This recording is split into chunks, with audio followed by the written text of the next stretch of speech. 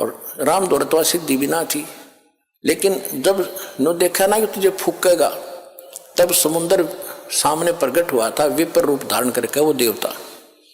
और तब उसने बताया था कि आपकी सेना में नल और नील नाम के 2 सैनिक हैं, और उनको उनके गुरुदेव की दी हुई शक्ति है, उनके हाथ से पत्थर तैर जाते हैं समुद्र के मेरे ऊपर, और कोई तरीका नहीं, उनसे पुल बनवा लो। अब वो नल नील कौन थे? त्रेता युग में परमात्मा 4 युग में आए हैं। सतयुग में सत सुकृत का टेरा, त्रेता नाम मुनिंदर मेरा, द्वापर में करुणा में कहाया, और कलयुग नाम कबीर धराया। तो मुनिंदर नाम ऋषि से आए थे। नल और नील मेंटली डिस्टर्ब थे, बुरा हाल था, 3 ताप से पीड़ित थे, सब जगह धक्के खा लिए थे, किसी ऋषि से ठीक नहीं हुए थे। परमात्मा मुनिंदर उर्फ कबीर जी की आशीर्वाद मात्र से वो स्वस्थ हो गए थे।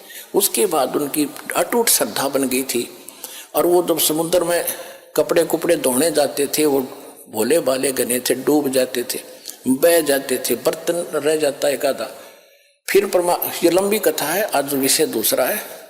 तो परमेश्वर कबीर जी ने नल नील को आशीर्वाद दे दिया था कि तुम्हारे हाथ से बेटा अब कोई वस्तु जल में नहीं डूबेगी। तो वो उनके पास वरदान मालिक का था। तो हल्दी की गांठ से ऊपर सारी पा के गए।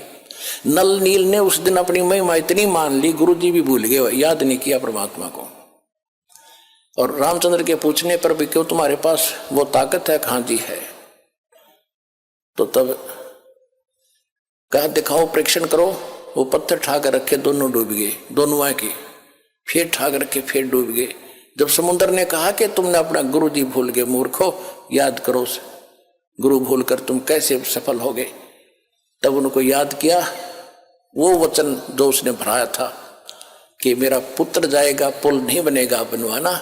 मुनिंदर ऋषि वहां परमात्मा ऋषि रूप में प्रकट हुए, और तब कहा था कि जाओ ये पहाड़ जो है ना, ये 7 वाला पहाड़, इसके चारों तरफ मैंने एक रेखा खींच दी सोटी से, इसके बीच के पत्थर उठाओ, सब हल्के हो गए। नल नील तो कारीगर भी थे, वो सिर्फ उनको छोल छाल के फंसावे थे, बाकी पत्थर हल्के करे थे कबीर भगवान।